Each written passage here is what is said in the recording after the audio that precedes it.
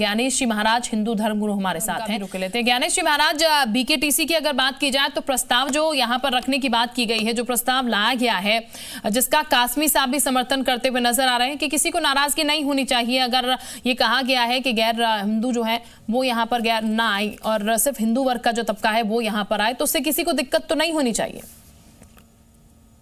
देखिए, बात बिल्कुल सही है। इसमें नाराजगी की या इसमें वैचारिक मतभेद की कहीं गुंजाइश बसती नहीं है। आप बहुत अच्छे से जानती हैं, हमारे भारत की जो संस्कृति है वो अतिथि देवो भव की है। हमारे यहाँ पर अतिथि को देवताओं के समान सम्मान दिया जाता है, उनका स्वागत सत्कार किया जाता है। लेकिन बात आती है चार धाम यानी कि देवभूमि।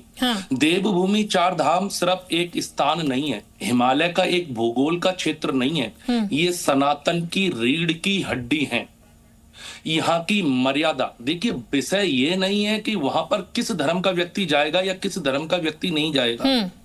बात होती है आस्था की और मर्यादा की। जी, मर्यादा में रह करके अगर आप जाते हैं, यानी कि आप अगर मान लीजिए किसी दबंग व्यक्ति से मिलने जाएंगे तो आप पूरा ताम झाम लेकर के हथियार के साथ मिलने जाएंगे। जब आप मंदिर में जाते हैं तो आस्था के साथ जाते हैं। जब आप किसी बड़े व्यक्ति से मिलते हैं तो नम्रता के विम्रता के साथ मिलते हैं। अगर आप चार धाम जाना चाहते हैं, आपको बद्रीनाथ, केदारनाथ, यमुनोत्री, गंगोत्री धाम के दर्शन सच में पाना है, तो हिंदू और मुस्लिम की एंट्री से पहले आजकल जो मोबाइल रील वाला, वैसे पिछले बरस सरकार ने इस पर विचार किया था जो बहुत स्वागत योग्य था, इस पर भी लगाम लगना चाहिए। अब बात आती है मेन मुद्दा की गैर हिंदू वहां पर प्रवेश नहीं करेगा।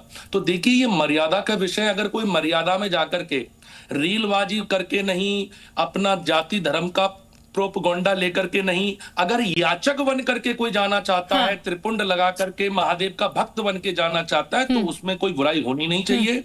खास तौर पर ये सिर्फ एक स्थान, ये हमारे सनातन के रीढ़ की हड्डी हैं, इनकी मर्यादा बचाना बहुत जरूरी है। अगर हमने इनकी मर्यादा का पालन नहीं किया, साथ में प्रकृति का भी ध्यान रखना चाहिए। ये रील वाले व्यक्ति, फोटो वाले होते हैं, एक मोबाइल वाला व्यक्ति 10 लोगों के बराबर भीड़ पैदा कर देता है अपने अन्य लोगों को दर्शन कराने के कारण।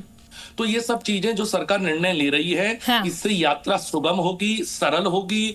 अन्य जो भक्तिमय लोग हैं, देखिए आपके परिवार में भी ऐसे बुजुर्ग होंगे जो यात्रा करना चाहते हैं लेकिन संसाधन और भीड़ भाड़ की वजह से वो डर जाते हैं। तो ऐसे लोगों को ज्यादा मौका मिलना चाहिए, चाहे वो हेलीपैड की सुविधा हो, चाहे वो खच्चर की सुविधा हो। सारे सनातनियों को भी विचार करना चाहिए कि जरूरतमंद लोगों को सहयोग मिलना चाहिए। गैर हिंदू का प्रवेश अगर सरकार ने वर्जित किया है तो वहां पर मर्यादा की वजह से किया है, बल्कि यहाँ पर कोई धर्म को मर्यादा जो है वो बनी रहनी चाहिए। मैं वापस आपके पास लौटती हूं। मथुरा जोशी भी इस वक्त डिबेट में। पूरी दुनिया में इस समय युद्ध चल रहा है, लेकिन भारत एक ऐसा देश है जहां पर सुकून है, जहां पर शांति है, नवरात्रे भी आ रहे हैं और रमजान भी चल रहा है। ठीक जी, बिल्कुल। मथुरा